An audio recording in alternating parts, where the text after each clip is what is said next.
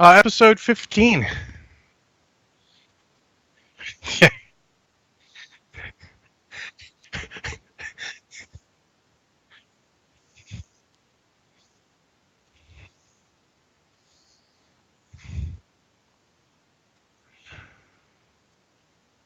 Oh, let's see. That's a good question. Let's check.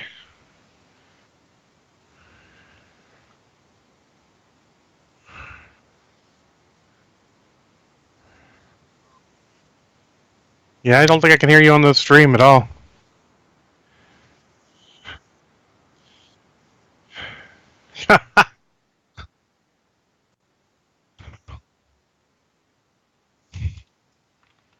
Hey, how about now? Well, let me just let it catch up and find out. I hit the wrong headset. Yeah, that worked. That one worked? Okay. There we go. So, welcome to More Than Dice episode 15. Hey! This time with actual audio. Actual audio. We had to splice this one together real quick. It's also the Twitch chat is not coming up correctly, which is no big surprise.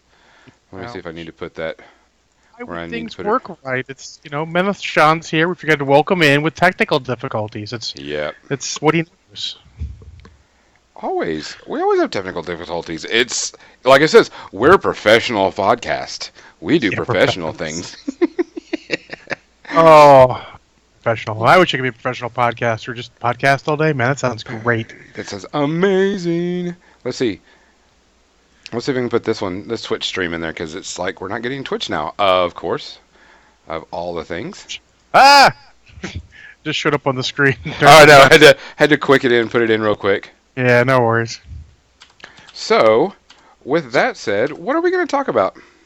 Well, I figured I'd start by talking about our Patreon because it keeps our lights on and all. Yes, it does. And you can find us at www.patreon.com/morethandice. And, for your contributions, at the $1 episode, you get our preamble, which you just finished.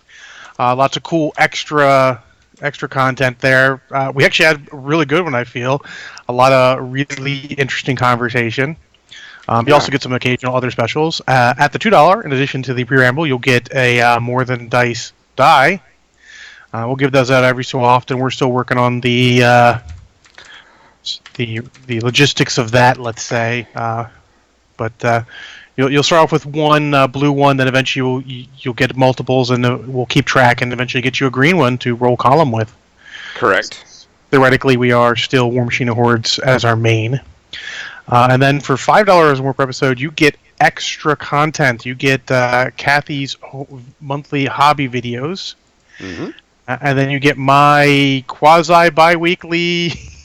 Quasi-bi-weekly. minis and movies. It's been a crazy time of the year, so it'll be more in the easy times, less in the hard times, and I apologize for that. But you'll get minis and movies for that also. Actually, I misspoke last week. Last week I said the next one was going to be Ant-Man and How to Take a Break from the Hobby. It's actually going to be How to Take a Break from the Hobby and Avengers Age of Ultron, which I have forgotten to review. It's been so long since I watched it, I have to watch it again right beforehand. And then at the $15 episode, you get we raffle off a fully painted model from Kathy to one of those lucky patrons once a month. And then at the joke tier, for $20 per episode, Kathy will rap Will Smith's Wild Wild West live on our podcast to be taped. I really hope you guys do that, because, man, I cannot wait to hear that. Oh, I can't wait to it. She joked about it, and I was like, we're doing it. We're putting it on there, whether you like it or not. And I really, really, really, really hope someone... We may even lower it just to have one person donate, just so we can get it done. That way she can cuss me out. And if you notice, she is not here today. Her internet access of where she's at right now is totally off. So we will be delaying her review of Necromunda models. Either she'll be doing it in next week's podcast or this week as a special one. We'll get with her a little bit later. She's out somewhere in the boondocks. So we'll have to wait and see. Yeah, so I understand the not having viable internet at certain places. What? Not here. Not you. Yeah, let's just say I wish I'd gotten a laptop because I got an offer from people with a very good internet to be like, you could just record here. I'm like, it doesn't work like that. I wish it did, but I can't just pack up my whole everything and drive to your place. But I appreciate the offer. What? Yeah. So there you go. There's the business done, as we used to call it. The business? The business. So let's talk about the real business. What we're are you drinking tonight? Yeah, what we're drinking. Well, I'm starting off with another shot of this American honey that is very tasty. And then I have completely destroyed another bottle of Southern Comfort Cherry, this time mixing it with Cherry Coke because cherry with cherry is super good. What are you drinking? Oh, I'm going to take and do the same thing I did last week with the good old bottle of Sortilege. No. But I just had homemade cookies baked for me, so I'm going to be having homemade chocolate chip cookies baked with Sortilege. I don't know if that can be, like, Well, legal. This is chasing down some wonderful, wonderful Taco Bell that I had for dinner. So, guys, thanks for joining us. We appreciate it a lot. It's a lot of fun. Cheers. For Ron. Oh, yes, for Ron. Well, that's tasty. Damn, it's so good. I like finding random bottles of alcohol and them being really good. For the people that are wondering, we got the dice. We got the dice. And also, hey, how did your dice set, your new dice set that you got with the green dice and everything, how'd that work for you this week? Worked pretty good. I mean, it's hard to intersperse them in because I am playing 40K mostly right now. But between Aaron the Tree Maker's dice tray and War Machine dice, I was doing pretty good. Oh, man. Aaron's dice tray that he got me, man, that thing's amazing. Tons of people in the store come by like, that's great. Mm-hmm. And some of the 40K guys are like, oh, you're playing like a War Machine player with the dice tray. And I'm like, yeah, I don't want to roll my dice and hit my opponent's models a lot. Yeah, especially when you're rolling like 15, 20 dice. Yeah, I mean, right now it's not as big a deal because we're playing on 4x4 because we're playing lower points. Mm-hmm. But as we get higher, it's going to be even more helpful because, like, he'll roll dice like I know where to roll them. And I'm like, I roll on a dice tray. It works.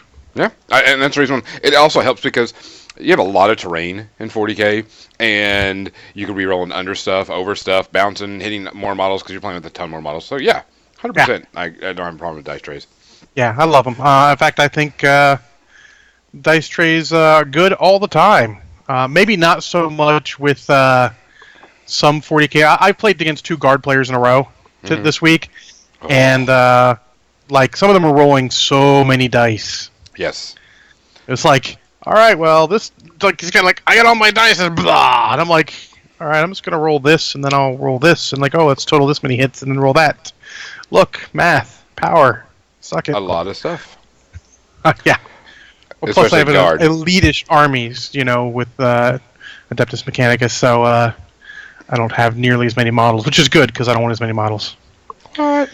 If I wanted as many models, I would have broken up the orcs I have because I have 2 or 3 metric shit tons of orcs. How much is a metric shit ton? Oh, more than an imperial shit ton. It's a lot. Let me just tell you, I have a ton of orcs. Well, yeah, I remember that playing. People are like, "Oh, we're just gonna play orcs," and man, we're gonna have so many orcs. So many orcs. Oh, there were games where I had difficulty actually deploying orcs. Oh, I can see that. You're like, I just can't easily deploy all of these guys, so that's a problem. I can see Where it's like, I'm going to start these guys off board, and they'll just come in with a couple inches extra movement first turn just to make it seem like they were deployed to begin with. I see you got the chat up and running. Now you just got to get it to work right. Yeah, I'm trying to get it to go through. And then we can get to our main topic. What? We have a main topic today? What? Yeah, I didn't even choose it. You can't blame this one on me. I believe you chose the topic. I did not. Look it up today.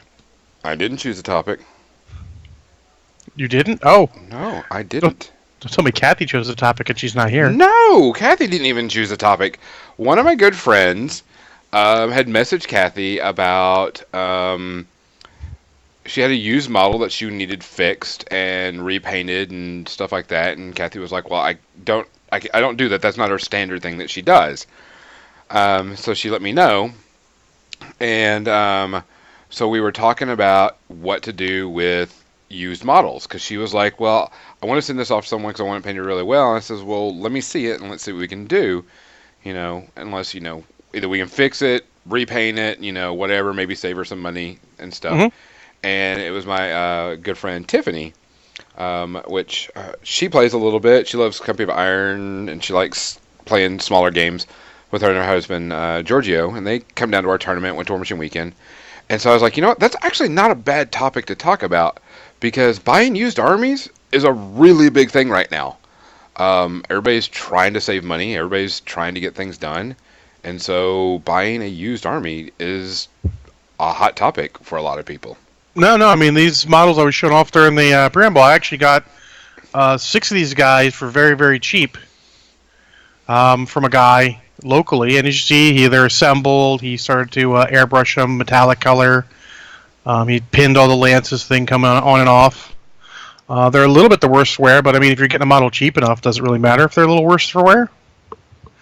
I mean, that's a test of my hobby skills, and I am a pretty good hobbyist, I'd like to say, so I can fix stuff.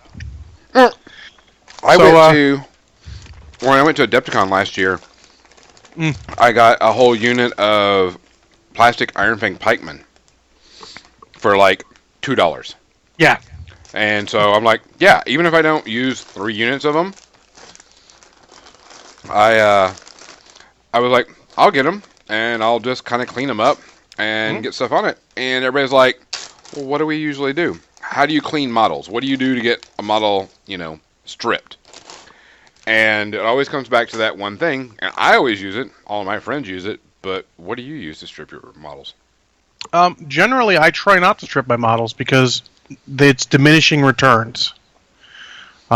Now, since I've started using a lot more brush-on primer, it's a little bit better because you can control where it goes. Mm-hmm. Because even if the best stripping job I've ever seen in my life, you still end up with stuff in the recesses, which will start to clog up the details, so do really careful priming it afterwards. But in general, it's a simple green bath for a long, long time. And then you get an old toothbrush, one you're not using anymore for your teeth. What? Yeah, I know. And you just brush some of the stuff off. It'll do a good job, a solid job, and then you just gotta be careful priming it again afterwards. Do not use acetone. What?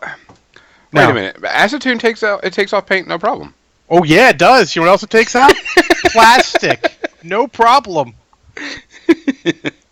Well, it's like, okay, so go with that. I have Iron Fang pikemen, and these were primed red, solid red. Whenever I got them, okay, get out of the picture.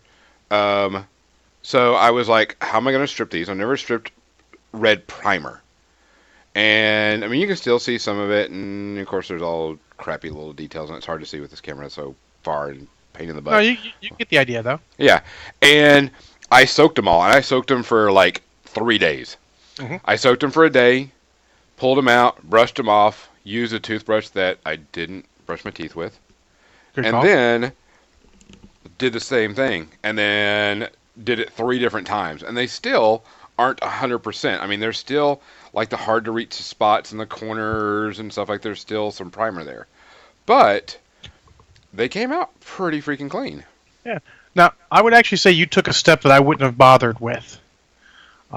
Because primer coat is primer coat. It matters, for the most part, the way you and I paint, it matters very little what the primer coat is, just that there is a coat for the rest of the paint to adhere to.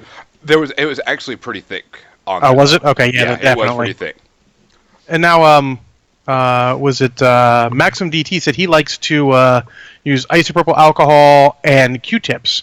You can even use the aforementioned acetone with a Q-tip. You just keep something else out there with water so you can brush the remnants off afterwards. Because a little bit won't kill your models, and actually, honestly, it is really good at getting paint off. And like, if you've got deep crevices where you really need to get some paint out, it's a good way to just spot do it. But now you're taking a lot of extra time on the models, and you want to definitely try and balance the time you spend on the models as well. No matter what Crimson 1919 says, do not disassemble them by dropping them on the floor. I heard that's the quickest and easiest way to disassemble metal miniatures. Yeah, absolutely. And sometimes you want to disassemble them. Maybe they're not in the pose you want. Maybe you just want to, do something different with them. Maybe you're one of those guys who has to have every model pinned and you know it wasn't pinned. Do it then. Just take it apart. Just be careful. Get your knife. Try not to break anything that's not meant to be broken. And then make sure after you get it all disassembled, you scrape off that super glue. Especially if it does happen to break because you dropped it on the floor or whatever. Scrape off that super glue before re-gluing it, because super glue doesn't adhere to super glue well at all. You're just making a weaker and weaker bond, so you might as well just spend the extra time, get the knife out, get your files out, get that super glue off, and then go to it again. But what if somebody has taken and glued a model and it won't pull apart, and you've dropped it on the floor? How do you get that super glue bond to break? Oof. It's dangerous. I would actually suggest not trying too hard then, because you are just as likely to break the model. There are a lot of things to get rid of super glue. Again, acetone does a pretty good job of it, but a lot of the stuff you use on it is stuff you don't want to be fucking with. See, Crimson 1919 does what I do. You put it in the freezer and drop it on the floor? I've got a deep freezer, and I take it and I put that thing deep in my deep freezer for a few hours, and then I take and buy liquid nitrogen. Yeah, I'm not allowed to buy that anymore. Wow. And then get it out, which I'd never heard about doing that, as putting it in, the freezer. But, I guess it makes it brittle and, makes it easier to break the bonds, which I'd never tried, because I never bought used models. I always bought new, and, everything got it where I left it. Yeah, but you got to be careful with that, because you're going to make all the super glue brittle, and just be careful. Yeah, you may have to reassemble the whole thing. Yes. And actually, I suggest that if you're going to break parts off and it doesn't come off easy, remember, you by bending and all that, you are totally weakening the whole thing. So try and get it all off. But make sure you want to first, because a lot of times you're buying used models is just, I just need models. Like, I got these 6 guys because I just needed models. It was a good deal, couldn't pass it up. So I'm like, they're good how they are. I'll go over what he's got there, and with whatever paint scheme I decide, they're good enough that I can work with them. Yeah, and typically, for the most part, breaking metal models are a whole lot easier. Breaking the plastic ones apart, oh my god. You will most likely break off the pieces before you'll break depending on the glue they use. Yeah, you'll most likely break your plastics. Yeah. You need to ask them. If they use super glue, you can do it. You can get it apart. If they use plastic glue, stop. It's not going to happen. Don't try. It's not worth it. Yeah, it's all welded. Because there's plenty. Yeah. I had bought the Mark I Khador box when it first came out, and those were solid metal, horrible holes in it and stuff, and it had lasted till 4 days ago. And I had picked it up to show somebody, one of my first paint schemes that was just horrible beyond belief, and I dropped it, and it hit, and it shattered into a million pieces because it was metal, and I didn't pin anything. It was just all, glued together at that one thing. But I was like, yeah, you can see the yellow discoloration of the glue and everything inside of it and everything. And it was like, yeah, that's also one way you can get rid of the bonds of glue on metal miniatures. Yes. I suggest not, because remember, this is soft metal, and if it hits the right way, you will start to, put dents in it, mess with detail, even break off some fiddly bits. Like these guys all took a little spill, which is responsible for a little bit of their damage. That's why they got little no antenna here, which is actually kind of hard to tell, but I'll be having to fix that. And this one's a little weak also. You can feel it wiggly.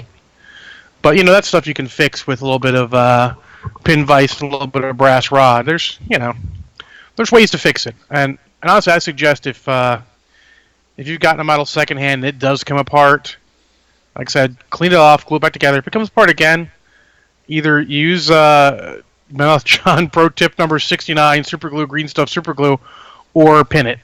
Yeah. Whichever is your priority. One of the things that they were also mentioning was they didn't like the base that they came on. They didn't like the flocking and the stuff like that. And I was like, if you can get off the base, just do a whole new base.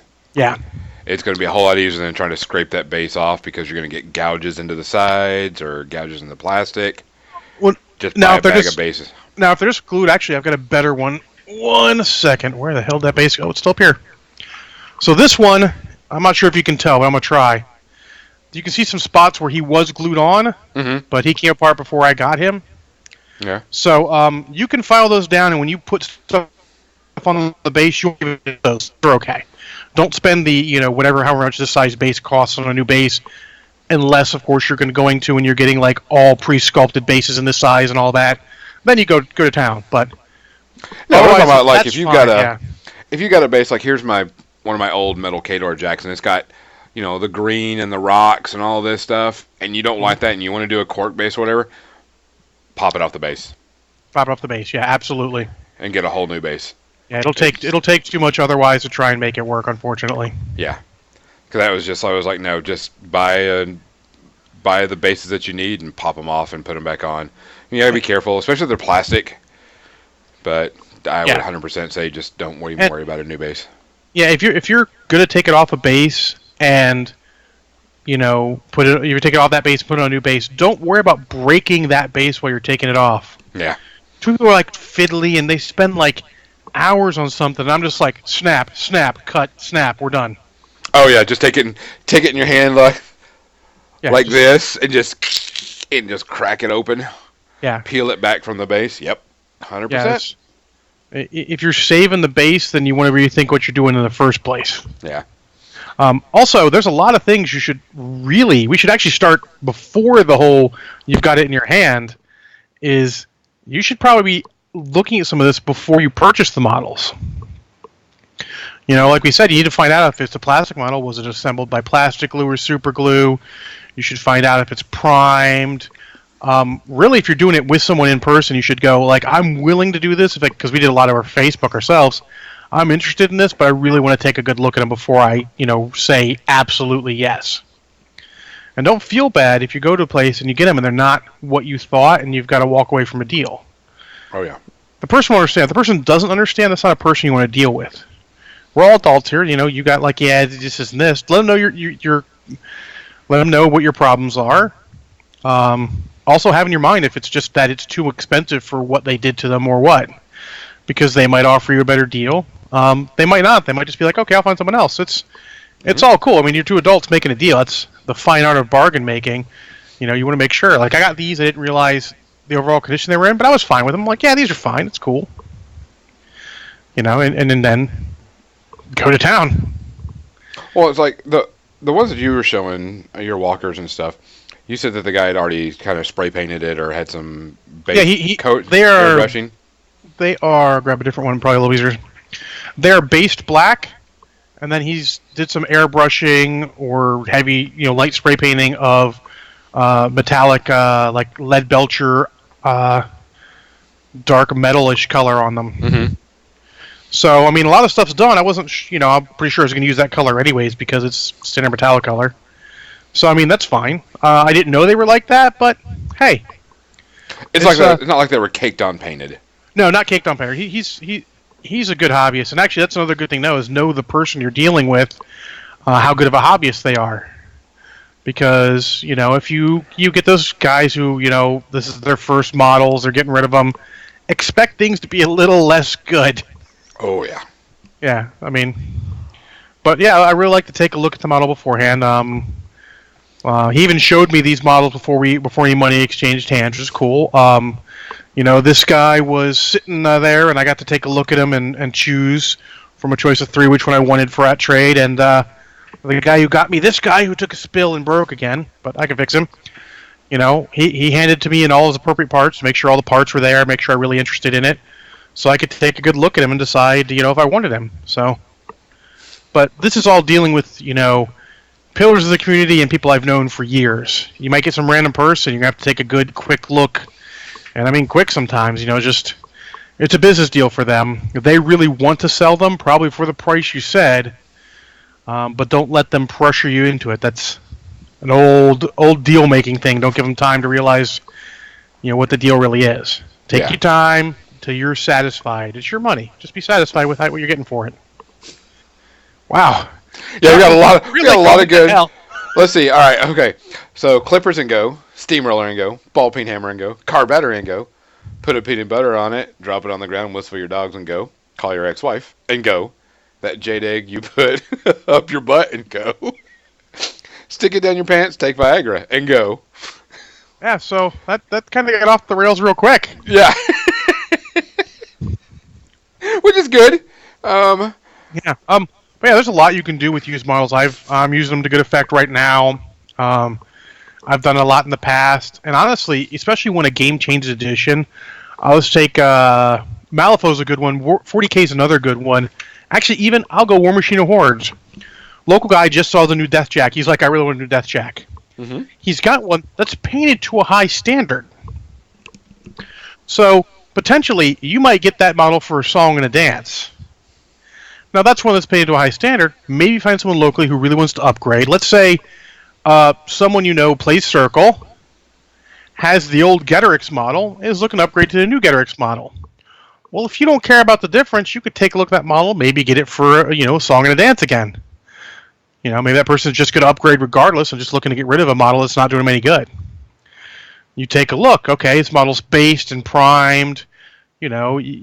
Take a good look, see what it's like, and you can really figure out if it's worth your money. And for the most part, most people are pretty good on, depending on the paint job. If it was something painted by a professional painter, they're going to charge over what the cost of the model was. But for the most part, people sell from like 50 to 60% off.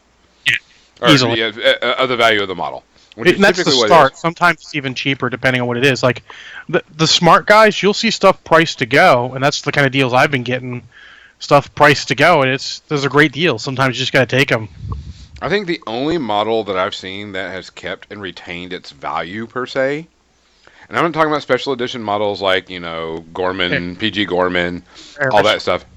The only one that I've seen that people really don't want to get rid of and don't want to get rid of cheaply is the old metal pureblood Warpwolf, one where he's bending down and howling at the moon. Yep, it's a good model. Everybody likes that model because it's super unique. It's very cool.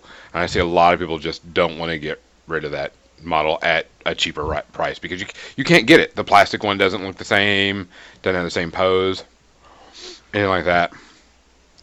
Yeah, but keep an eye out for models. Like if you're getting into an army and you notice that new releases come for that army that replace old releases, if you're on a budget, see if maybe you can get some of that stuff cheaper. Oh, 100%. I know a lot of people are like, some KDR players don't like the plastic iron thing. They want the old metal iron things. Yep. And so they're like, oh, I've got a plastic set. I'll trade you for your metal set. I'm like, okay. Absolutely, yeah. If it's a good deal, be willing to offer it. Like, if the guy who's got the Death Jack painted gets into a bit and I have some extra money, I would probably consider offering him a brand new in-box new Death Jack straight up for it. Well, also the, what is it? The... just lost my train of thought, but the UAs and stuff. Some people are like, I want the metal UAs or I want the plastic UAs because, and some people don't want the metal at all because they know they have to brass rod everything. Yep, like that Stormblade with the standard. He's going to fall over every time. Also, I like the metal Mauler more than the plastic one for Trollbloods. Well, duh. Because it just looks cooler. I had a guy, he was like, oh man, you got a metal Mauler. You want to get rid of that? He goes, yeah. Do you have a Mauler? Because I have a plastic one. He goes, I'll trade you. I'm like, deal. And because just the metal Mauler to me looks cooler. Yeah, it's a much cooler model, yeah. And he's like, yeah, I'll do that in a heartbeat. And I'm like, cool. And some people will do that because it's just, also they want to keep their bag a lot lighter. I can see that to a point, when you get a big bag and you start getting a lot of heavy models in there, you want to trade some out here or there. So, what do you think about painting over someone else's paint job? Like your guy's right there. He's got that partial painted. Is that going to be a problem for you? Not at all. And actually, I've got a lot of experience in this because a lot of the orcs I got for 40K way back in the day, almost 20 years ago, were secondhand. And someone had already started to paint them. So my ex-wife and I had sat down and we just took, he had basic colors. They weren't good, but he didn't slop paint on. which is a big key. Look at the model. If it's got slop painted on, if it's slapped on, you need to discount that price. It needs to go down because there's not a lot someone can do that. If it's painted on well, then all you need to do is touch it up. And I could show some works that are probably in my other room that started off this very dull drab, and we've worked them up, and they look good now. They got brighter colors, a lot more distinct colors, and just took his groundwork. It's like basically he did the base coating for us, and we went back and started doing highlighting and touch-ups and all. Well, I mean, other guys make a good point in the chat. Is that if it's a decent tabletop paint job, and it's not like super thick, but it's pretty thin, don't prime over it. Just touch them up. Yeah, absolutely. Put some washes on them, highlight them, go for them. Yeah, definitely try and touch them up before trying to repaint everything. Why make extra work for yourself? Because in a lot of cases, I look at getting extra models as either an opportunity, like these guys, or say I want an extra unit, but I don't want to pay a lot for them because I want them for that one list. It's like, I want an extra unit of Sea Dogs for Talion Charter because I got a cool idea, but I don't want to buy a whole new unit of Sea Dogs. Mm-hmm. Maybe you get one if they're okay. Like, they're painted. Sure, whatever, they're painted. Let's go. Yeah. Maybe you don't touch them at all. Maybe it's good enough. Maybe if you like that list enough, you go back. They're still there. You can still touch them up afterwards. Another thing to look at is people that modify their models. I had a friend of mine that was trying to find another Stonewall. And this guy had it, and he says he wanted $145 because it was already painted. And he was like, well, let me see the paint job. So he saw the paint job. Paint job wasn't bad, but both fists had the middle finger standing straight up. And he's like, no, because I'm going to have to mod that and mod those middle fingers down because I can't play with that. Can't play with it at my local store. If I go to a steamroller, I could have it disqualified because it's, rude and, whatever. So he's like, I'm going to have to mod those fingers and put it back. I'm going to have to do some touch-up on the paint job. But he was wanting pretty much that and more than what it was worth. And he was like, nah. But the guy's like, well, you're just being rude. And I'm like, no, it's my money I'm spending. Exactly. Always remember that. It's your money you're spending. And, it's okay to say no to a deal. It's one of the sad truths for society that unless you have really gotten into like a collectible card game or something like that, people don't know how to trade properly. And money is just a means of trading. You remember that you have to get what you feel is worth what you're giving up. That's also another good note. Is also you might have extra models that they want to trade for models. I've done models for years. Like those orcs I got, I traded an entire Dogs War army for those orcs back in the day. And sure, I got this custom-made battle wagon that was made out of a falcon with some rhino bits and all that. I didn't care what it was made out of. I mean, look, it's a perfectly good model. Models for models is always good. I got one of the locals was looking in my bits box, and I've got some limited edition models and old, hard-to-get models, and he wanted to trade for them. He doesn't have a lot of cash, but he's like, we're trying to make a deal, and I mentioned that I was looking at Death Watch 2 because I've always liked Death Watch. I've got one or two models hanging out. Just something if I can get cheap, I'd look at. He's like, well, I got, the whole Death Watch getting started. Let's work on a deal. So we'll work on a deal for that. Models for models. That's the best way to do it. Some people do army for army. Oh, yeah. As long as they're close, does it really matter? Mm-mm. As long as you're both happy, it really doesn't matter. Yeah. It's when the people start getting like, oh, well, this model is a special edition rare that, goes for $175 on eBay. I'm like, then why aren't you selling it on eBay? Yeah. Now those models are worth looking at. One of the models this guy wants is a limited edition model, and it's worth, a little bit of money, but I'm not like, I just mean I counted a little more towards the trade. I'm not going to be like, well, it's worth exactly this much the last time it went on eBay. I don't care about that. I just know it's worth a little bit more. Again, that's part of being happy with it. I know it's worth a little bit more. I actually like the model. I wouldn't mind keeping it and painting it up, but it's worth more than me to trade, so I'll trade it away. Mm-hmm. And sometimes if you're doing that and someone's like, well, I don't want that one model, then don't be hesitant to bargain. Bargaining is good. That's what it's like. As soon as you're not just doing in a store cash for products or services, bargaining is the way it goes, man. Yeah. I mean, 100%. We've had one of the guys I actually just played this week in 40K is an old acquaintance of mine from my old GW days. And back in the day, I traded him, I forget what, but he had a bunch of the old single-piece grots from the old second edition 40K box, which, when you have units of 30 grots and you want 2 of them, those are the way forward. Because they're perfect. Single piece, in the base, we're done. Yep. So he had a bunch of those and some other stuff, but the deal wasn't really fair. He didn't feel like it. He's like, oh, I could throw in a couple of video games. You just got a PlayStation. I'm like, sure, throw in a couple of video games, and then boom, we're good. Oh, yeah. I am always about bargaining. I'm like, I've got a couple of armies that I want to get rid of. I want to get rid of my Trollbloods. I don't play them anymore. They're not my thing, but I don't want to get rid of them piecemeal. So I'm like, here it is. This is what the cash value is. That if I want to do cash, this is what I get. But I'm looking for this in trade also. Mm-hmm. If you can give me X in trade, I'll do that. Yeah.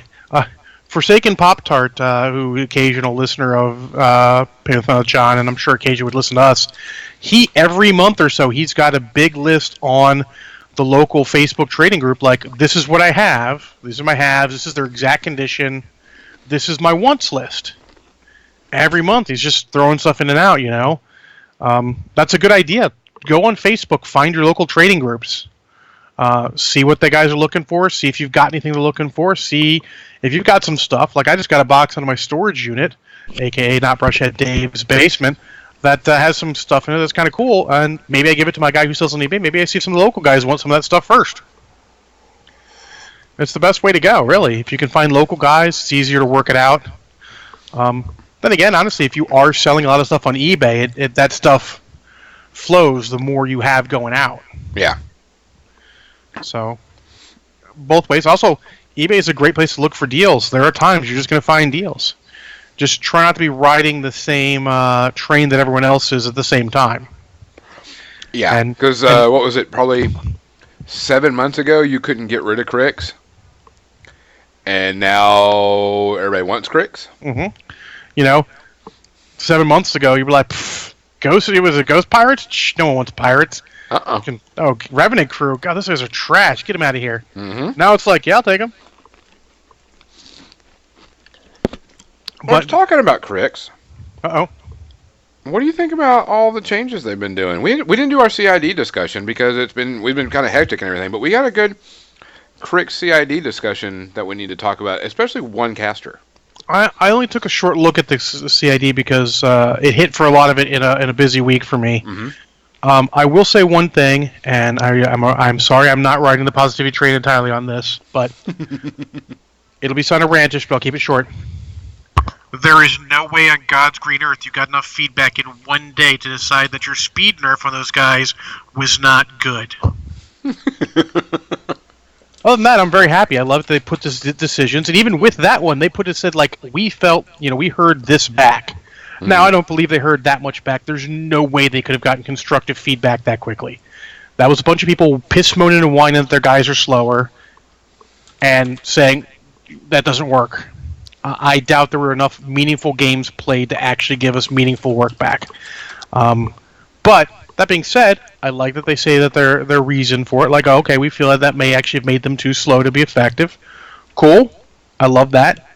I love that they put their reasonings in there. They've been doing a very good job of that. Mm-hmm. And it may actually be that they became too slow for the game. I just feel like from the perspective, you can't just make a quick thing like that. And it may be the one absolute flaw in CID is that it's too quick. 3 weeks? 3 weeks? They did say they were extending it to the end of this weekend or whatever. Yeah. So it was like 3 weeks and an extra weekend? Yeah. The one thing that I'm concerned about is still Ghost Fleet. Mm-hmm. Now, Denny got the Nerf bat, but she didn't get the Nerf bat hard. No, she got the tweak. She's still really good. Yeah. And I've heard people say that they have some other things in mind for her because people are mentioning some good things.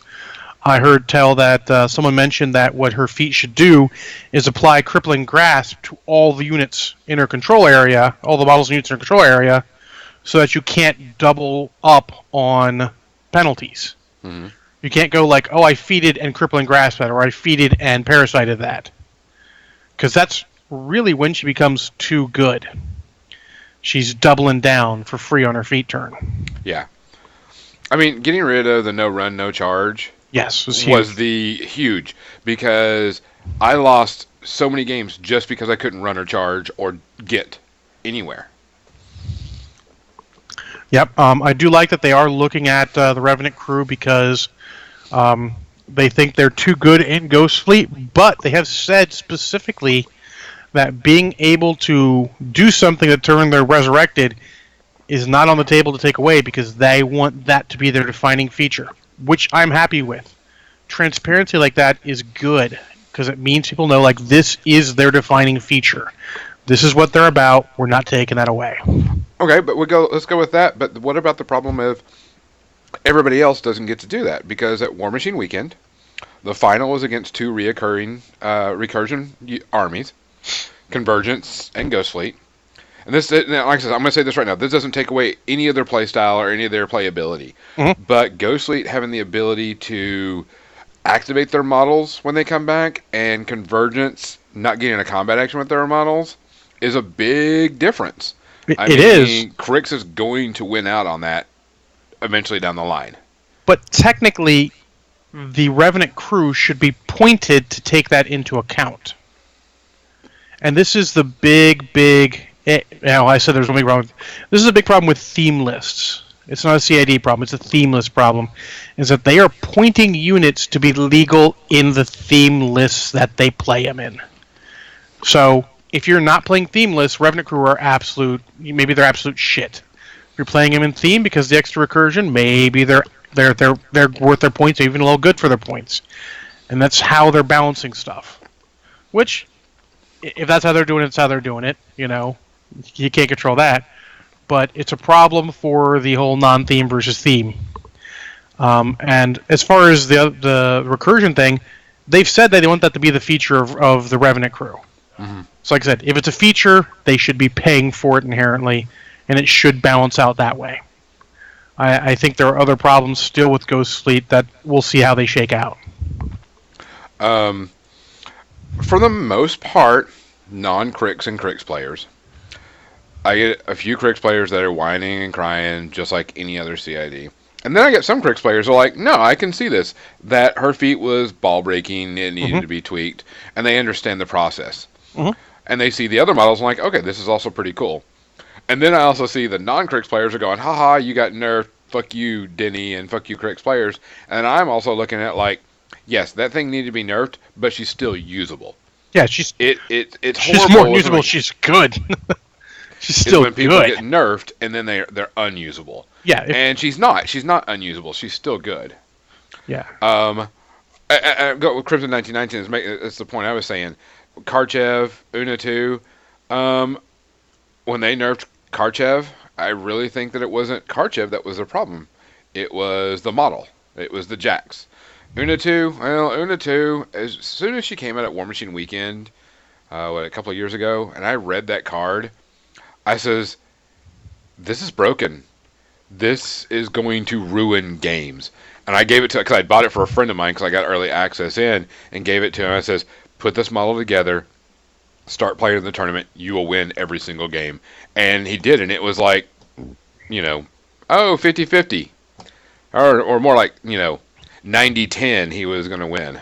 So, with those I will counter that. It's a little bit that things need to be nerfed.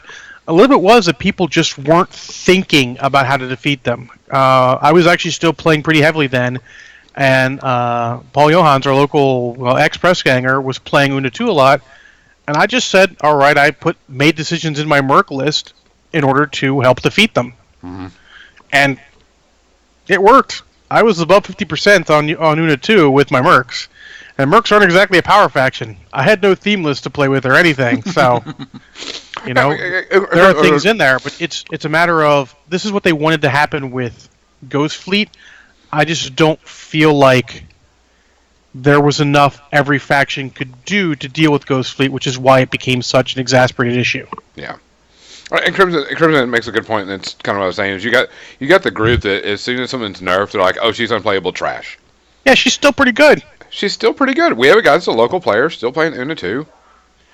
Now, she still probably could use a heavy flyer from Circle Beasts, but, may or may not happen. They need like a winged wold. Sorry.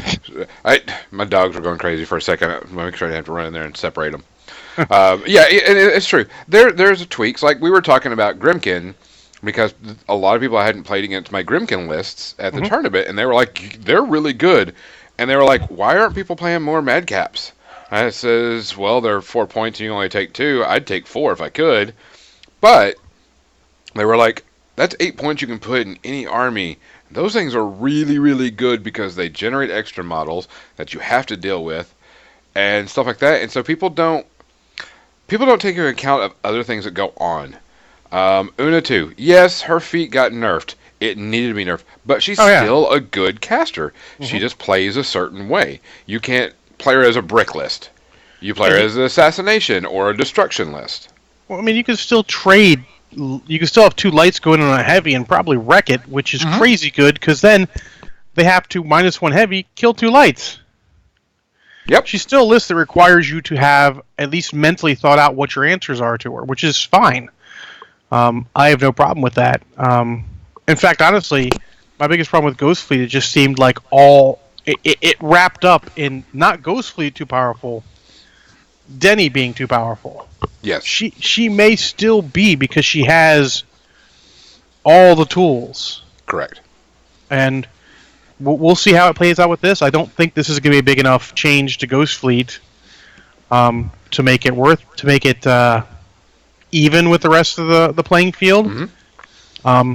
And I think that may be a real problem that creeps in from a looking at a standpoint. This is supposed to be the best tournament game. It is the best out of the box with the tournament packet system in gaming.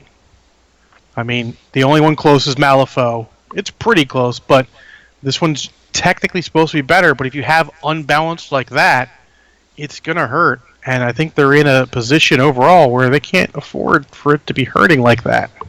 No, and they are looking at it. I mean, they definitely... War Machine Weekend was a definite one. They were like, oh, we've got too much data now.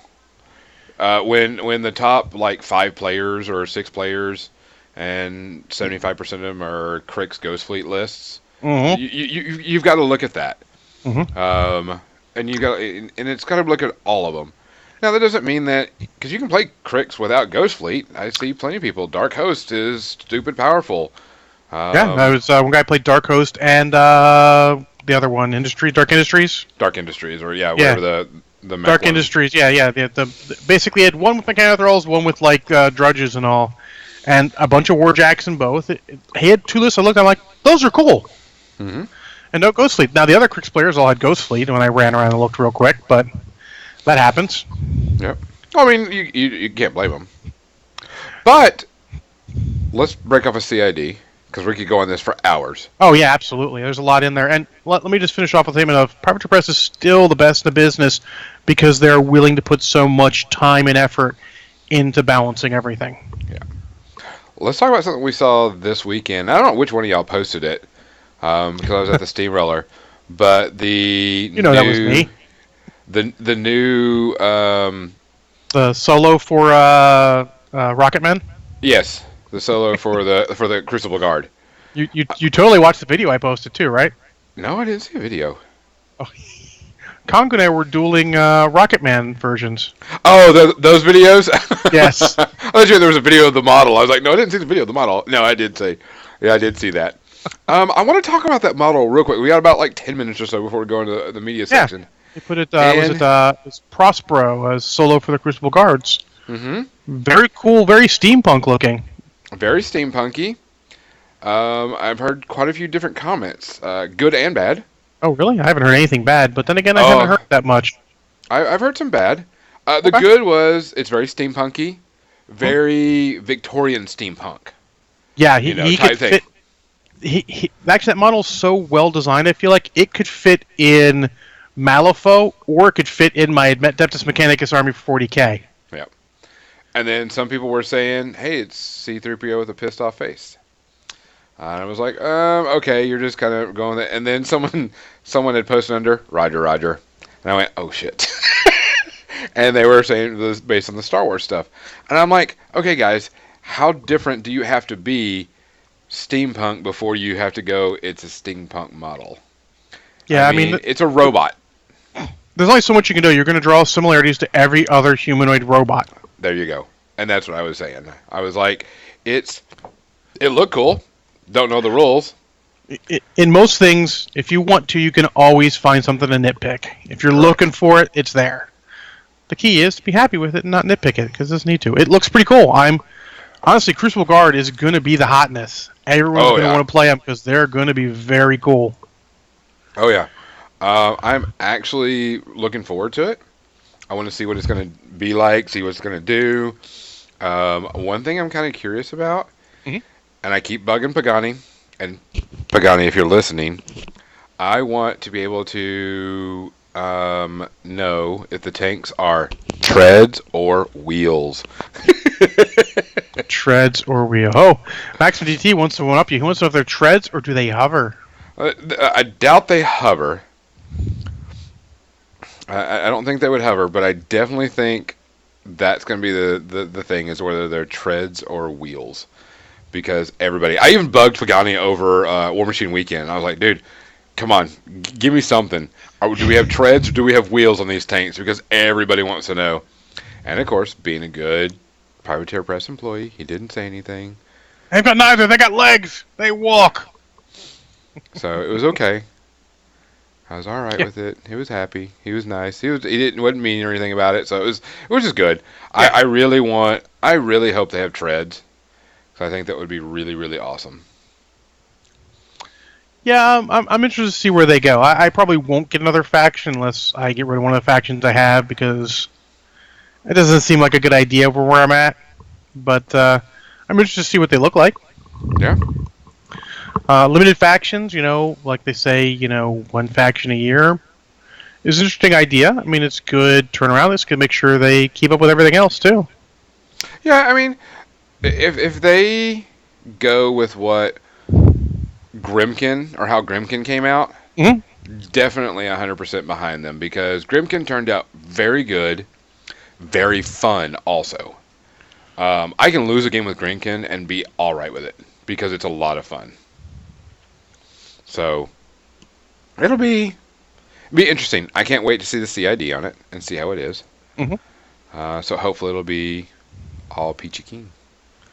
Yeah, it should be. I mean, I trust them to put out good, solid rules, and the rules when they hand them to us are usually pretty good. It's after we get our grubby little hands on them, things get a little sideways. Yes, and this is when Grymkin first came out on CID, I was like, oh, these guys, they suck. And then it came out a bit more and a bit more and a bit more, and I was like, oh. And then when they went live, I was like, hell yeah, I want to play these guys. They seem like a lot of fun. They're not, a niche. They're not done going crazy. It's just really good. I was really happy with them. Yeah, I didn't keep as good a look at them as I should have, but I looked at them initially. I'm like, it's easier to trend them upwards than to back them off. Correct. Because the one elicits a positive response, one elicits a negative response. What's funny, actually, with PP showing the way like that, I found Malifaux's always been pretty decent on nerfing stuff that's too powerful, but they take their time. But apparently GW's jumped on that train too. Yeah, they've actually jumped on a lot of stuff and started getting things. I remember when the flyer issue came about. Yeah. They jumped on that and stopped that pretty freaking quick. Yeah. Plus, with currently apparently the third Eldar, the fourth Eldar faction, the Ynnari, the new one. Apparently, people were totally busted their special ability. Yep, I saw that. That I totally misread. So basically, I read it as when one of their units gets killed, another unit nearby gets to make an action. Whether it be, charge, just advance, shoot, or whatever. I didn't realize it was any unit. So, like, if you kill an enemy, the unit that killed them is probably close enough to then take another shooting phase or something, which is crazy good, and I can see why they nerfed it. But my initial look, I was like, this is terrible. Why would you do this? Good lord, this is crap. Then I'm reading the comments, I'm like, oh, I totally misread that rule the first time. But it is good they're looking at that. Like, they had the whole the Imperial Guard conscript balls, where the Imperial Guardsmen would just have a maximum size unit of conscripts with a commissar behind them, and with that many models you can't see the commissar for even your snipers to shoot at him, and they would just trundle forward and you'd be like, I inflicted maximum casualties, you got crappy leadership, He's like, oh, I rolled a 6 on my leadership test. Commissar shoots 1, then they're good. One guy dies. Unlike, I killed 15 and you rolled a 6 against your leadership of like 5 and you lose like 16 more guys. This is like, no, just 1, which is really powerful. It made them cheap. They may not kill anything, but man, they would tie up objectives like nobody's business. Now, they went entirely the opposite way, where the Commissar kills somebody and you roll your command test. So for a moderate roll, you could actually end up killing more just because the Commissar cacked somebody and you re-rolled. So it seems like an overreaction. It seems like while there's hearts in the right place, their rules probably really hard. But it is good that they're at least addressing shit that's broken. Yes. Which is good, because I remember previous editions, it was like, oh, it's broken, who cares? We're a miniature company, not a game company. Yeah, that whole thing has changed, and that's good. Yeah. I do like they're putting out frequent stuff, and I hope all companies do this.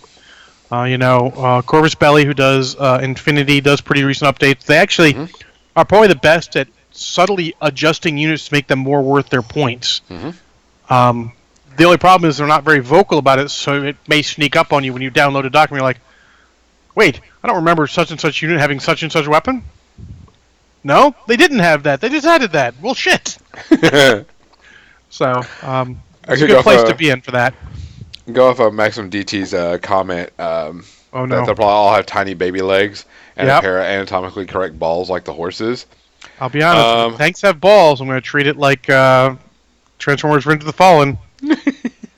I had to, like I said, I had to get onto Doug Hamilton because I had bought into Arena Rex, and one of the horses, they sculpted a butthole on it. And I send him the picture and says, dude, you got to up your game now because they're sculpting buttholes on the horses.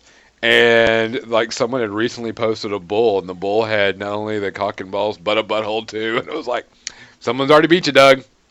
You're going to get a whole lot better on it. Wow. Let's talk about levels of detail we do not need on models. That's it. We don't need all that detail? No, I don't. Our imaginations can work a little bit. We do need. We can do that. It'll be okay. But I mean, you want your realism in your models, right? Nope. I'm playing a game with freaking set in the 41st millennium, and humanity hasn't wiped itself out yet. It's already unrealistic for me. Yeah, I'm starting there. Forget psychic powers, Emperor and the Golden Throne. No, I'm starting with humanity hasn't wiped itself out in 39,000 more years. Because I'll be honest, the way we're going, that seems likely. All right. Prediction. What do you think is going to hit next in CID? CID next. It's got to be something. Well, what's coming out next? Because that's what they're rolling with. Whatever's getting new releases is coming out.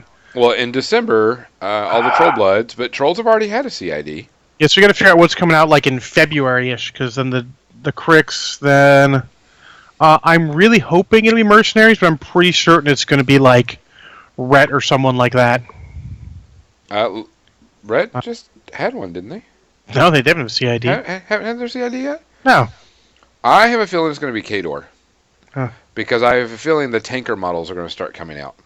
Didn't they? Well, yeah, actually, no. Khador has the most models that we've seen pictures of that we haven't gotten for us yet. Correct. So, it's just I understand that the CID has to match the release schedule, but it's a kick in the nuts for some of the other factions. Yeah, I have a feeling because Circle doesn't have anything coming out. They Nope. got that one. They got that one model coming out, that was at War Machine Weekend. Oh yeah, the female Tharn Warlock. No, the Scarecrow thing. What about the female Tharn Warlock that was spoiled? Yeah, but that's way out there. Oh yeah, fair.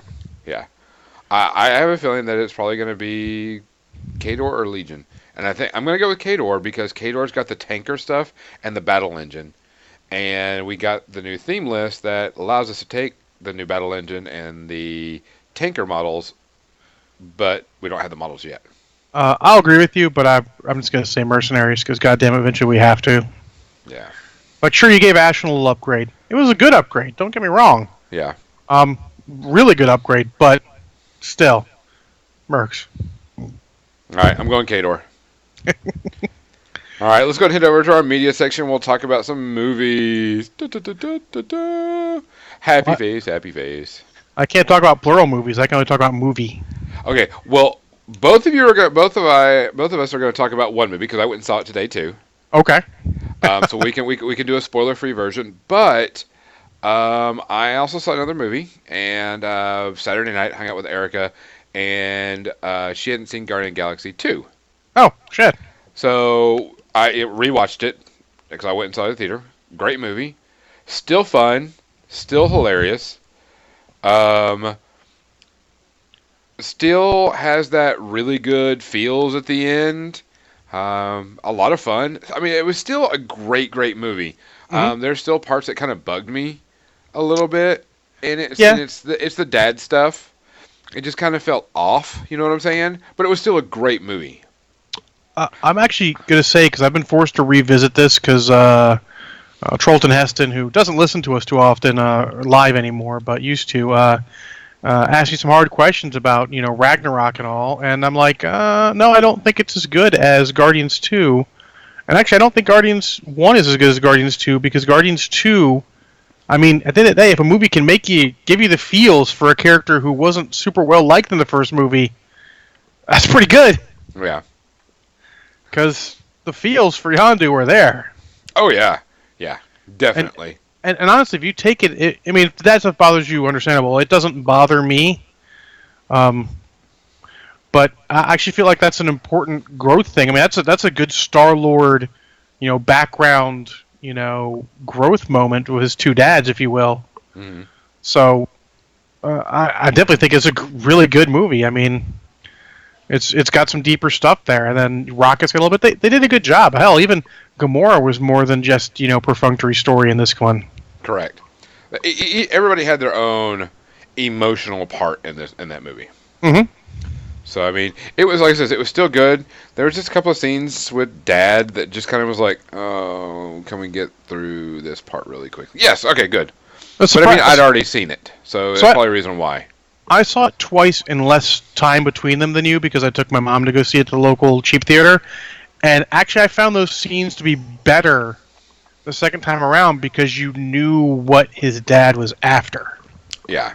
It was he was cunningly trying to reconnect because he wanted to complete his plan. Yeah.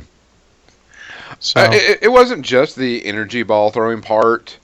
It was the energy ball throwing. It was the talking. And Drax was the only one that really kind of made it actually worth it. Talking about what your parents don't talk about copulating together. I actually found Drax was the one character I was a little bit iffy on because he seemed so different than the movie before. Correct.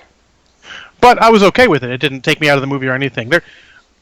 At the end of the day, there's nothing in the movie that takes you out of the movie, which is good. Because if you get taken out of a movie, it's done. Yeah.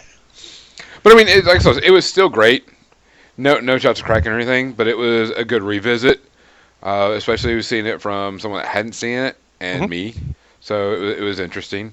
Oh, you mean Taserface? Taserface. Taserface. Oh my god, I laughed so hard at that again.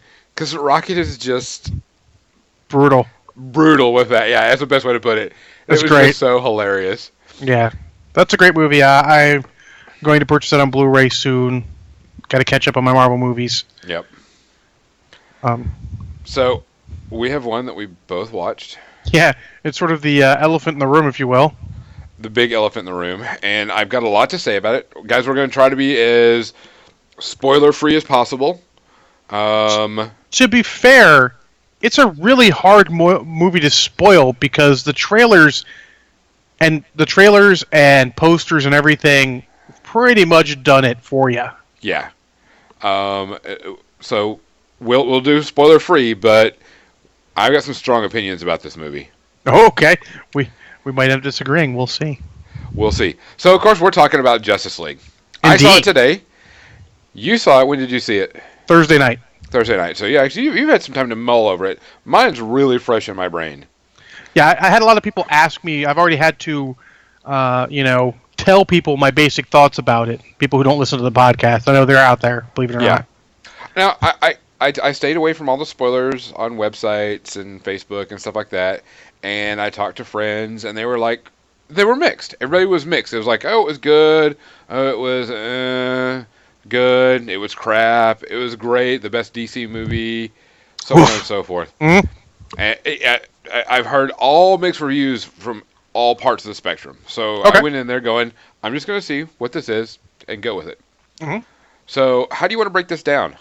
I'm going to start by saying, do not listen to the paid reviewers, the Yahoo reviews, the whatever reviews, unless you have someone in particular you trust their judgment a lot. Do not listen to the reviews. If you think from the trailers you will like the movie, you will like the movie. If you think from the trailers you will not like the movie, you probably won't like the movie. I will go with this. Use your own judgment because everybody has. If you're friends and you and your friends have something similar and like, you're probably going to be about similar on this. But there's a varying spectrum on this. I mean, Yeah. it's back and forth. It is. Well, it's love back it, and hate forth it, enough and that medium. Rotten Tomatoes, the critics give it like a 38, and the fans give it like an 87. Yeah. So it's that totally, divisive thing. Maxim DC, does Cyborg literally look like CG from the 90s in the final movie? Kinda yes, but it's kinda supposed to. You know what? Wait, let's break it down by characters. Okay. Let's start with Cyborg. That'd be a good way to. Let's talk about Cyborg. Character-wise, I liked Cyborg. Yeah, Cyborg was good. The one problem I did have with Cyborg is because his body, it didn't look right. Because I'm used to the big, meaty, bulky robot look. The Teen Titans version. Yeah. And that's what I'm used to. I'm used to the robot version. And seeing the non-plated version where you see like the exoskeleton and stuff got on my nerves. Yeah, And I was like, I can understand, but it just got on my nerves the whole time. yeah, it might get on your nerves like that, but it is intentional. Correct. Everything they did with him was intentional, so I don't hold that against them. His story was fine. Acted well enough. Mm-hmm. Good enough overall. I liked him. I didn't have any problems with Cyborg as a character, his acting and stuff like that. Not that big of a deal. He was the more realistic one, in my opinion. Which is saying something. Realistic as in I think his Aquaman character was most realistic. Well, okay. In that one moment. Let's go with this. He's the more down to earth one of the problem of what's going on. So I give a thumbs up for Cyborg. He was cool. I did have problems with the uniform and the stuff. CG wasn't bad on him. It was still good. But it's just because I'm used to seeing the big bulky Cyborg, not the exoskeleton type suit. Yeah. So thumbs up for Cyborg on me. Yeah, thumbs up for Cyborg. He's good. All right, let's go with let's go Flash. The Flash, okay. The Flash Yeah. steals the show. I'm Every time he's on the screen, he's good. I mean, he's playing the Novus hero, and he's playing it well. Yes, if you take it that this guy Flash is the noob of the team, doesn't know how to fight, which they pretty much tell you that. Mm-hmm. It's even in the trailers. He doesn't know how to fight and everything. You're okay with that. He is the comic relief in the show. But it's not like just jokes. It's correct. It's comic relief done well, honestly. He may be one of the best superhero comic relief characters not named Rocket Raccoon out there. Yeah. He's the more, oh shit, what did I get myself into type character. Mm-hmm. Yeah. Dug his costume. I like the new Flash costume. I thought I wouldn't, but in the movie it didn't take me out. It didn't even really notice that it was strange or anything. No. So it was good. Some really good moments involving the Flash. Middle of the movie, there is a scene where he's moving super fast and something surprises him. I'm not going to spoil it because it's a really good moment that wasn't shown in the trailers, and that is a really cool scene. Yeah. Yeah, very. You can say, and I don't even want to call him Flash. I want to call him Kid Flash, because he's almost Kid Flash. Yeah. Yes, he's a kid. He's not an adult Flash. He's not, 30-year-old. He is Barry Allen, but he is the youngest member of the team by far. Yes. I mean, you could actually technically go. He's like 17, 18 type thing. Well, he's obviously old enough to be on his own. So I got Correct. that 19 early 20s from him. Yeah. They do a little bit with his backstory, and to sidebar for a second, they're literally introducing 3 brand new characters in this movie with no other backstory, and I feel like they do it pretty well. My problem that I had with Flash's backstory is it was like, oh, this is the kid's problem. And then they flash to it, and you find out what the kid's problem is, and you're just like, I want to know a little bit more. What happened? Why was this? Why was that? But they couldn't, not in that movie. Yeah. Well, I mean, if you think about it, the movie was actually kind of short for a starting type movie. So they did cut 45 minutes out, Uh-huh. 45 plus minutes out, but I feel like that was a legitimate decision on their part, and I think it was a good decision. I mean, I'll buy the extended edition when it comes out. I really spoiler wanna see for how I the feel overall, but yeah, I would buy the extended edition when it comes out. But yeah, there's some fleshed out that could be done, but I don't feel like this was the place to do it. Yeah. Because even the people I went with, they were like, it's only that long? It's a starter. I'm like, yeah. I think I want to see what the extended version does. Yeah. But yeah, Flash was good. I give Flash a thumbs up. I'll give Flash a thumbs up. Yep. Aquaman, let's get the other new one out of the way. All right, I'm going to say one thing about Aquaman, and everybody's all about why didn't he win the sexiest man on the People's Choice? All right, I'm going to tell you, Jason Momoa, that boy, or how you pronounce his last name? Oh yeah.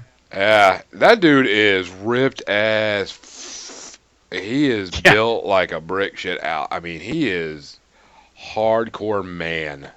And I feel like this is going to be his role, like Batista for Drax. Mm-hmm. There wasn't a lot there. He had the least of any of them, I feel. Mm-hmm.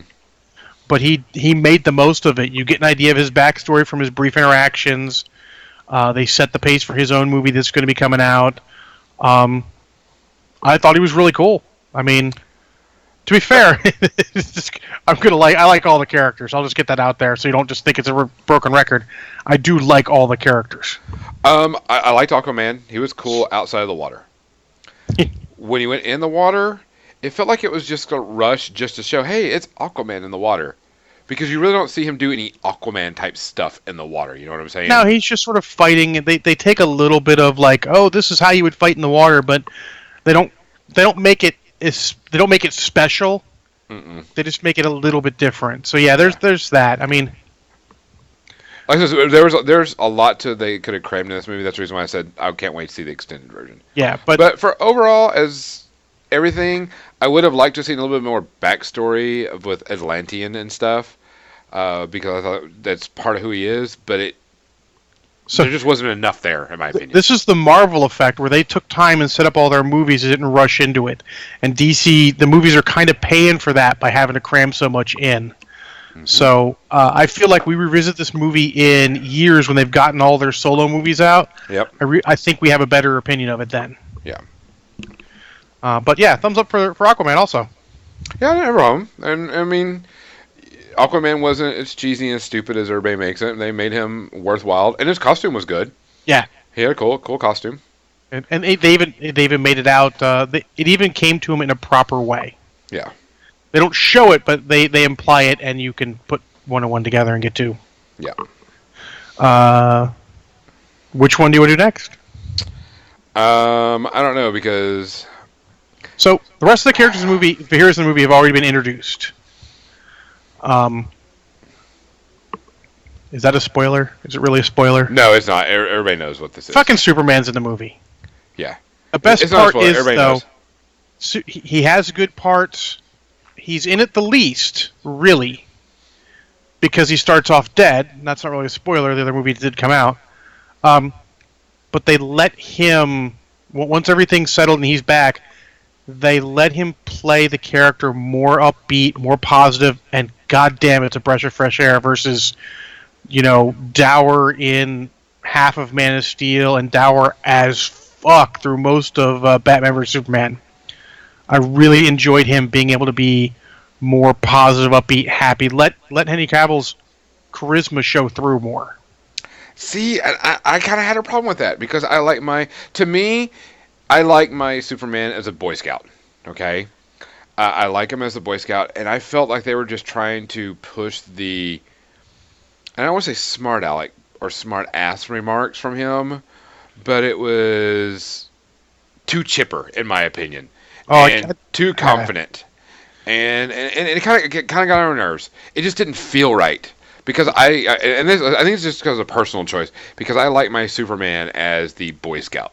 He felt more like Dean Cain Superman and less like, say, animated series Superman. I can go with you on that one. I'll go with you on that one. And I watched a lot of Dean Cain Superman. I liked it. I thought it was a great idea. I'm sure some of those are Joss Whedon reshoots. Actually, one of the critics listened to said that he could see that they CGI'd off the facial hair he had to do a couple reshoot scenes. And he's like, if I notice it, 100% of people are going to notice it. This just in. I didn't fucking notice it at all. What's funny is when he came on the screen, I was like looking for the mustache. Yeah, if you're looking for it, maybe you find it. But if you're just sitting there and watching the movie, I didn't notice it at all. Yeah. I'd even forgot about that whole thing before until he mentioned it again. I think that if they would have done the beard on him and not just a mustache, it'd have been okay. Maybe, but, I liked him. Thumbs up again. I thought he had some good scenes. The first scene with him at the very beginning of the movie, I think, is the best scene of him, though. With the podcast scene. Oh yeah, that was good. That I would have loved more of that in the previous Superman movie. It would have helped a lot. Make him feel like he is loved. Because the way he was acting in that movie, why would people love him? Yeah. He's a dour douche. Fuck that guy. I mean, sure, he's saving us. Thank you for saving us, Superman. But, man, can you smile? Yeah. Is it going to hurt you? You're not Batman. Speaking of which. Oh, we're going to go on Batman now? Let's do Batman. Because I feel like the last one we're both going to be gushing over pretty much. Maybe not. But Batman, Ben Affleck, he delivers a good performance, but it's a sort of a tale of two performances. Sometimes it feels like he's strained to be there, but most of the time it feels like he fits right in and is doing a great job. What do you think? Fuck him. Oh. I hated every single minute of him as Batman. Wow. It got on my nerves. He didn't seem like Bruce Wayne. He didn't seem like Batman. He was whiny. He was bitchy.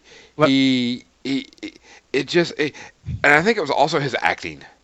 He just really rubbed me the wrong way. Let me ask this straight up. Do you like Ben Affleck normally?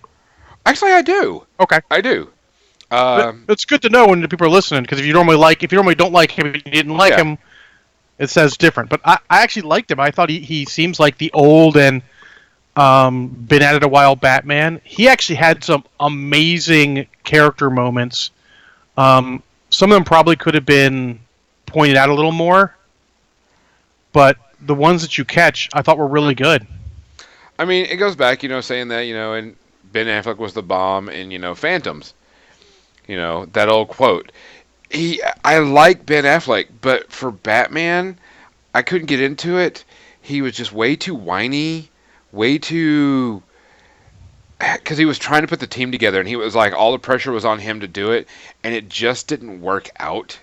And his acting was kind of poor, his voicing was poor, and the one thing I couldn't stand more than anything was his costume. And I'm not talking about the whole costume. It was the facial area that covers the nose and the chin. I'm so used to having a chin guard or whatever that goes underneath and around the chin a bit. And when it was underneath the chin, it just looked really weird to me. And it distracted me a lot. And I was just like... And every time he talked, I was like, you're really being a whiny, spoiled little brat with this part. And I just couldn't stand it. I didn't get that at all. I felt that he had the weight of the world on his shoulders. I felt he had some good scenes. There's a scene where he and Alfred are talking about Superman. I won't spoil what's in it, but it was a really poignant scene of... what Bruce thinks of where his life has gone. There's a good scene between him and Superman towards the end there, where he calls in the big guns. Mm-hmm. That was very good. And if you extrapolate that scene into later, when he comes up with the plan to attack at the end, that slides right into there for a good little arc for Batman in there. Yeah. I don't think he's the perfect Batman. No. I feel like I don't know if there's an actor out there who'd be the perfect Batman. I'll be honest. I feel like overall between the two and a little bit of cameo movies he's been in, he is one of the better. To be fair, I wasn't the best fan of Christian Bale, but Christian Bale may just be the best overall Batman because he can do all of it. Yes, Max and DK, we love Michael Keaton. Michael Keaton is a horrible Bruce Wayne. Yes. He acted it. He didn't look it, though. That's the problem. When he switched to Val Kilmer's like, oh, great Bruce Wayne. Fucking terrible Batman. Yeah. And George Clooney tried his fucking best, but George Clooney could not save that movie from... I mean, I like that movie. I enjoy watching that movie, but for all the wrong reasons. Yeah. I mean, my problem is Batman just was... It was really whiny. Ben Affleck was just horrible in the part. You could see... It looked like he was straining to be Batman. Sometimes he definitely did. Yeah. I think you're focusing on those times, but yeah, there's sometimes I think he did. I think if he steps away, that would probably be okay. He did have some good lines, like you're talking, the Alfred and him talking about Superman. He had some good lines, some good pointed information. Yeah, but it was just so annoying. I was like, oh, can we get off of Batman and go to someone else? So you're obviously going to give Batman a thumbs down. I still give him a thumbs up. I enjoyed him. Wonder Woman. Giving you the sideways glance because I'm not sure. Yeah, I'm not. Now, I love Wonder Woman movie. And I think it's not that I had a problem with Wonder Woman. I had a problem of how she fought in the movie. And it's not that she fought wrong or that she did anything wrong. It's just every scene came down to, and we've all seen the Wonder Woman movie and the Clash of the Bracers. Okay, that's her thing. That's her finishing move. That's what she goes for. Yeah, but it didn't have to be in every single scene that she fights in, and it got overplayed. I'll say it got overplayed. I will counter, as someone who's watched Superman forget he has fucking heat vision a million times. I am happy when superheroes remember all of their goddamn powers. That's a big thing for me, remember the powers. I didn't have a problem with that. Didn't notice it. I actually thought Gal Gadot was not the best because I really liked Flash a little bit better. But she was definitely second best. She was good. There's even some interesting points with her.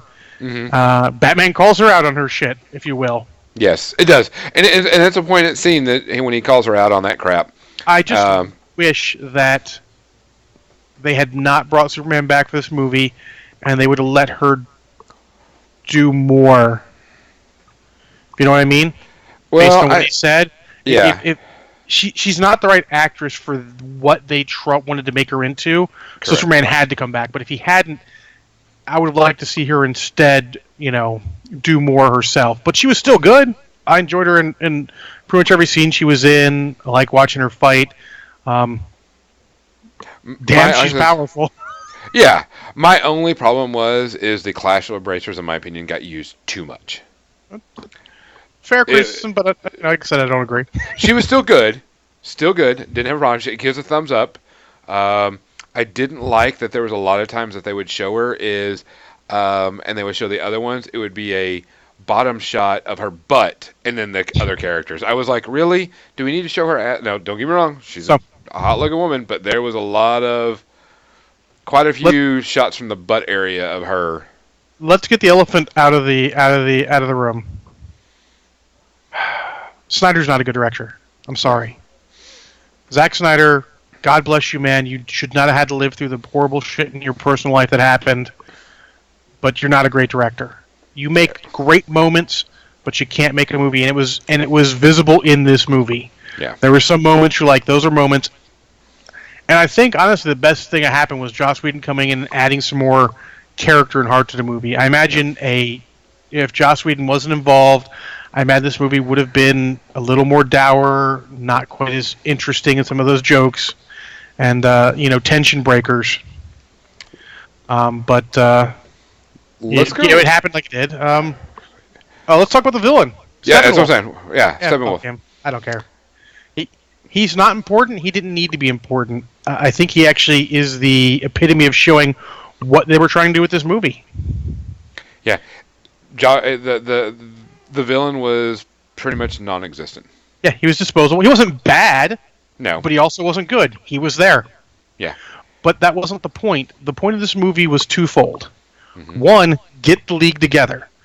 He functioned for getting the League together. They could not take him separately. Maybe Superman could. Probably Superman could have, yeah. Technically, Wonder Woman should have been able to too, but whatever. They need to have Superman in. Two was they needed to undo all the bullshit they fucked up in Batman vs. Superman. Yes. I.e. killing Superman. Correct. So they succeeded on both of those, so the villain doesn't matter. The story is perfunctory, solid, but not inventive, new, or anything. But it's a comic book story, and it fits. Yep. And if I say anything, the story at least gave us that excellent flashback scene when Wonder Woman's explaining. Oh yeah. That's a good scene. Yeah. Lots of Easter eggs, very cool stuff. Yeah, definitely a lot of Easter eggs. But yeah, that was pretty good. So let's give it a rating before we talk about after credit scenes. I'll be honest, I only caught one of them because I had to pee so bad. Oh my gosh. It was fucking painful. Oh man. I was literally in pain. Okay. So let's go ahead and give how many shots of Kraken for you? 2. It's a solid 2. It's better than your bog standard action movie. And it really should be higher, but the couple missteps they made were big enough to require that extra half shot of Kraken. I'm on the side, and people ask me, and I'm like, it's meh, is the best way to put it. So I'm like a 2.5 to 3 shots, a little bit higher than you. It wasn't bad, but it wasn't good, if you know what I'm saying. It was just there. I would actually counter that. It actually was good, but it definitely wasn't great. It wasn't as good as Wonder Woman. Keeping in mind that I really like Suicide Squad more than most people, it was maybe a tiny step higher than Suicide Squad. Yeah, to me, it just wasn't great. On the Marvel scale, it rates about a Thor. Thor 1? Thor 1. Okay, if you say usually Ragnarok, I'm going to punch you. No. Ragnarok's up there. It rates as a low Marvel movie. I'll be honest. Thor is the only Marvel series that has a movie, has all of its movies under Wonder Woman. Yeah. And it's close. It wasn't great, but for me it wasn't great. It was barely good, but I'd wait till the extended version came out, and hopefully it's a whole lot better. I would see it in the theater. I will see it in the theater again in the cheap theaters if some of my buddies want to go or my mom wants to go or something. I would probably not pay full theater price again. Maybe matinee if it was a good situation. So, after credit scenes real quick. The first one was pure fluff, fucking awesome. Yeah, great. Pure fun, pure fluff, just pure character building. Yes, it was super cool. I've heard a little about the second one. Oh, it has one of my favorite DC characters in it. Deathstroke the Terminator? Yes. Yeah, I read about it because it's no spoiler to me. State of the end, it's Luthor and him talking about starting a team. Is that correct? Yes. Yes. So I got the gist of it. I do. That's kind of the reason I want to see it again, maybe in the cheap theater, because I want to see that scene when I don't have to pee so bad it hurts. Yeah, there's two scenes. One very shortly after, and at the very end. And the very end is you're just like, I knew exactly who it was even from the silhouette. I'm like, I know who that guy is, and I was like, yeah, I want to see who that is. Yeah. So much like I feel about Man of Steel, this movie wasn't as good as I wanted it to be, but it left me with hope for the future. Hopefully, they don't do another Batman vs Superman and crush those hopes again. Yeah, because DC's got a lot to live up to. Yeah. It's not as good as Wonder Woman. Wonder Woman brought you up. This will bring you back down to more realistic. But I'll be honest. If every superhero movie from here on out came out and hit this level, it'd be okay. It wouldn't be the end of the world. Like, if all their movies hit this level, it'd be okay. You want them to hit higher, but if all they can aspire to is this, maybe with a couple less of the absolute missteps, it'd be fine. So there is our review on Justice League. Guys, we're actually at the end of the podcast. Yeah, we talked a lot about Justice. Actually, we talked a lot about Batman. Yes. Which is fine. Because Batman. But they're going to be doing another Batman. From what I understand, they're doing a new Batman movie and choosing another Batman character. Person playing Batman. Also heard it's not going to be part of their actual DC Cinematic Universe, which, Correct. If so, is a horrible, horrible mistake. Yeah. You need to keep it all together. You don't need to tell things in Oh, order. wait, We we know have to- Batman's not going to die. You can tell a Batman story out of order because we know he's not going to die. What about did anybody watch the Deadpool 2 trailer? Of course, it was in front of the movie. It wasn't in front of mine. Oh, it wasn't? Oh, No, fucking spoiled. the Bob Ross inspired one. Yeah, that was Holy pretty cool. Shit, that was funny. That was a fun teaser. I Yes. enjoyed that. Yes, that was really goes. I'm tripping balls. Yeah, it was good. So- It's on the internet. You can find it. It was legit. All right, guys. It is actually 3 minutes past, which is okay. We don't mind going long. We hope everybody enjoyed everything. Like usual, please take care of yourself. Please take care of others. And I'm Gonzo. I'm John. Good night, guys. Good night.